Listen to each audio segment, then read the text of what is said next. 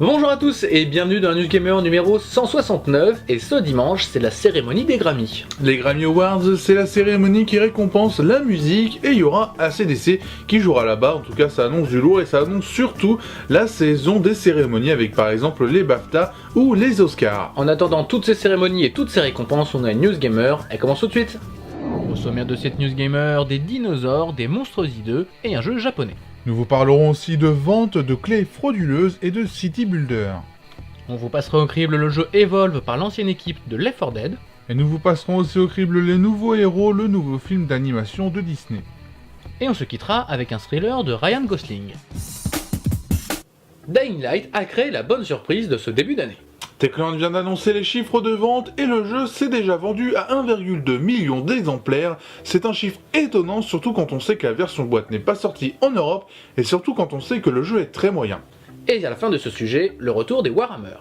On vous en parlait récemment, voici la première vidéo pour Lego Jurassic World. On y retrouve des verres d'eau et un T-Rex en petites briques pour rendre hommage au premier film, mais pas de gameplay. A savoir que le jeu contiendra les 4 films Jurassic Park et arrivera courant juin 2015 sur toutes les plateformes possibles.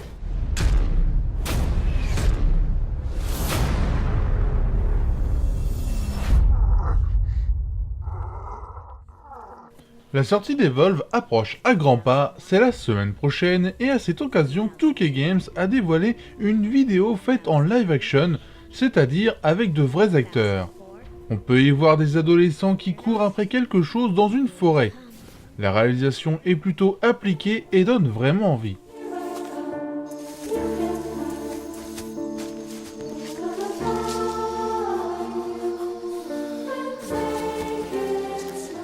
On le sait, février est souvent la période de bilan financier et celui de Take-Two est plutôt excellent. L'éditeur de GTA V entre autres a révélé un bénéfice net de 40 millions d'euros. Il faut dire que les 45 millions de GTA V écoulés ont bien aidé. Ça fait en tout cas plaisir de savoir que Take-Two est en bonne santé financière, ça nous promet un paquet de bons jeux. I want a picket fence and a husband and a dog named Skip. You do? Kinda.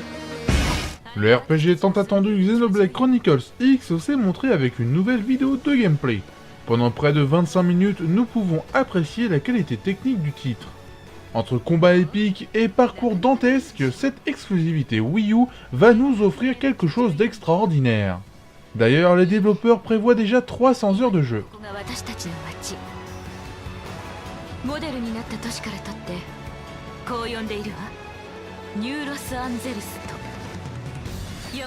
Après l'annonce d'une association avec Total War, la série Warhammer surprend encore en annonçant l'arrivée prochaine d'un FPS multijoueur. On met de côté les orques pour se confronter aux Skaven dans un jeu proche de Left 4 Dead, à savoir de la coopération pour faire face à des vagues d'ennemis. On attendra impatiemment une première vidéo de gameplay.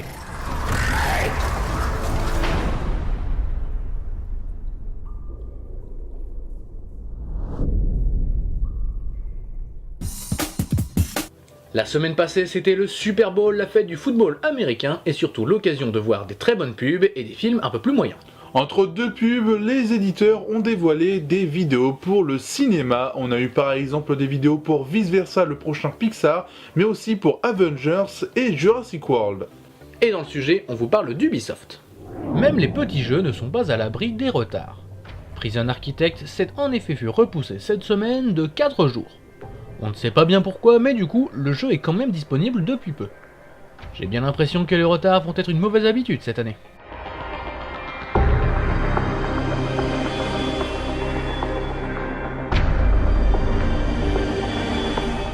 Sony Online Entertainment, studio à qui l'on doit notamment PlanetSide 2 et DC Universe Online, change de propriétaire. En effet, Sony a vendu le studio à Columbus Nova. Pour marquer ce changement, le studio s'appellera Daybreak Game Company.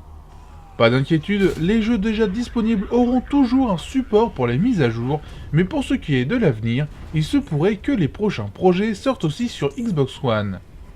Aura-t-on le droit à PlanetSide 2 sur Xbox One ?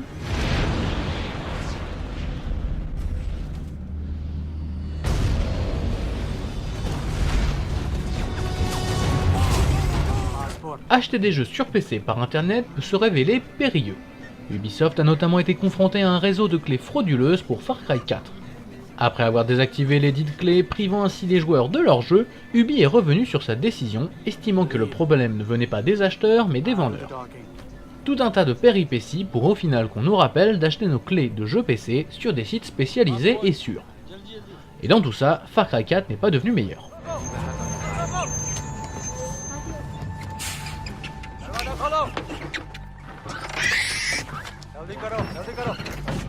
Cities XXL est maintenant disponible. Focus Home Interactive a donc dévoilé une vidéo de lancement pour son jeu. Comme à l'annonce du jeu, la vidéo ne convainc pas du tout. On a l'impression d'avoir un vieux city builder. L'éditeur annonce tout de même un contenu riche avec plus de 1000 bâtiments et structures uniques et plus de 65 cartes.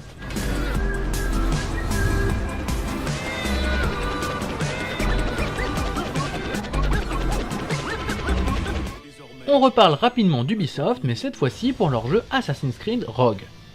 Cet épisode, qui était jusque-là exclusif à la PS3 et à la Xbox 360, va donc arriver sur PC le 10 mars prochain. On ne comprend pas bien parce qu'on ne peut pas dire que ce soit vraiment utile, mais bon, Ubisoft préfère continuer dans la voie de séries épuisées plutôt que de créer de nouveaux jeux, et c'est bien triste.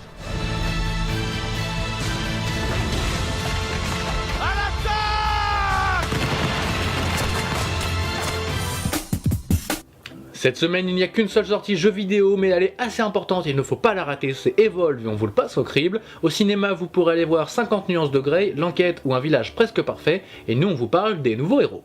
Evolve, c'est le nouveau jeu de Turtle Rock Studios, des anciens de Left 4 Dead, et les nouveaux héros, c'est un nouveau film d'animation de Disney en partenariat avec Marvel. Le FPS multijoueur qui va secouer ce début d'année, c'est Evolve. Le premier point positif d'Evolve, c'est son accessibilité et son efficacité. Très vite, on sait jouer au jeu. Les équipes de Turtle Rock Studios ont travaillé la chose pour que chasser ou être chassé soit une partie de plaisir.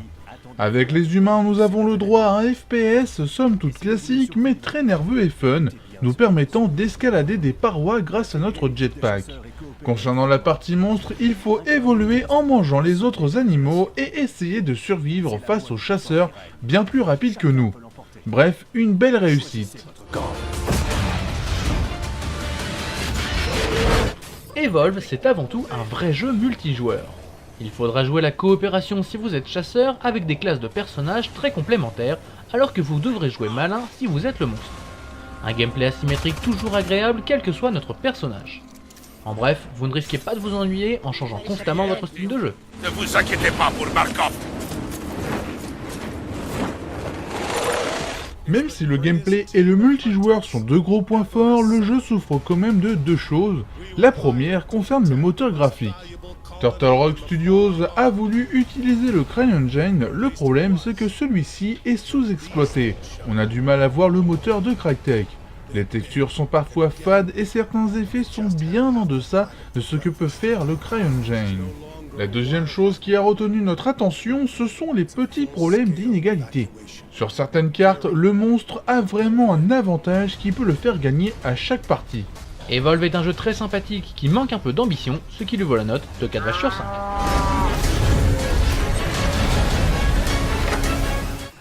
Le nouveau film d'animation exclusif à Disney, ça s'appelle Les Nouveaux Héros.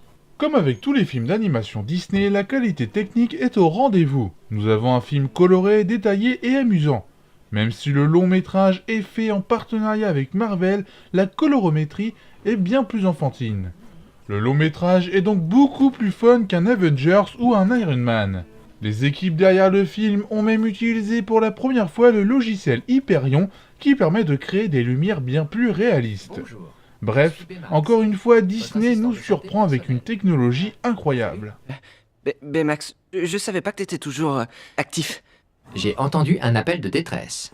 Quel est votre problème? Oh, je me suis seulement cogné l'orteil. Je vais bien. Si c'est la mode du moment à Disney, de faire dans le futuriste et dans l'inspiration du jeu vidéo, c'est en tout cas une toute nouvelle équipe qui est aux commandes. Si Don Hall et Chris Williams n'ont pas énormément de références à la réalisation, la présence de Robert Baird au scénario, à qui l'on doit notamment Monstres et compagnie, rassure un peu plus. Et pour le doublage français, on retrouve des habitués du genre comme Donald Renew, accompagné de Kian Kojandi comme tête d'affiche. On mélange donc l'efficace à l'expérimental pour un résultat intéressant. J'ai besoin de ça. Comme dit auparavant, le film est fait en partenariat avec Marvel, et qui dit Marvel dit super-héros et super méchants. Et bien là, c'est pareil. Un grand méchant veut détruire la ville de San Francisco, et pour l'arrêter, un jeune garçon va faire appel à son robot infirmier, Baymax. Ils vont s'allier tous les deux à d'autres super-héros high-tech. Un scénario digne d'un comics, mais très grand public pour que tout le monde aime. Les Nouveaux Héros est un film très sympathique, mais pas non plus extraordinaire, ce qui lui vaut la note de 4 vaches sur 5. Et ce ballon ambulant.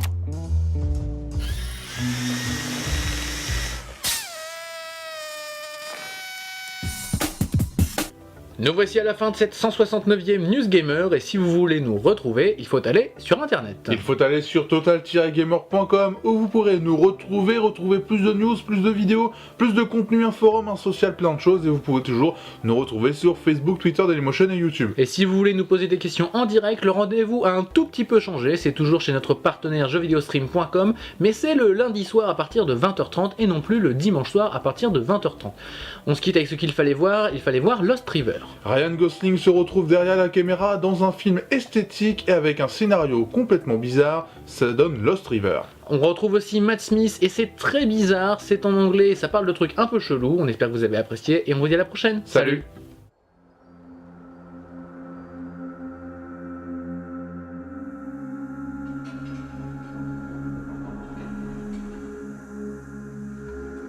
Looks like we're the only ones left. There's still people here.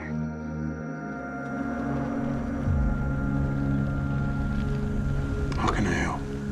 I'd like to stay in the house Do you mind if I ask why? because I have 2 boys and that is our home. I found a road that goes underwater. Must go down to that town. What town? They flooded a bunch of towns when they dammed the river. That's why they call this Lost River. As soon as the last town was drowned, a spell was cast. Everything that's going on around here, it's gotta be for some reason. This is my country! This is my city! Don't let me see your face again! Bully running everything now. Head south, man. You're a very beautiful lady. What's this? It's a job. Where is that? Somewhere over the rainbow, let's put it that way. Is it dangerous? The door's locked, you're fine. Why would you steal from Billy? He's trouble. He'll hurt you. Hey! You better run your ass! What's keeping you here? Me, my mom, Frankie. Is that what's keeping you here? Everybody's looking for a better life somewhere.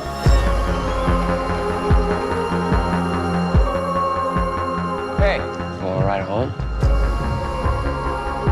What if something happened and we had to leave tomorrow? Would you come?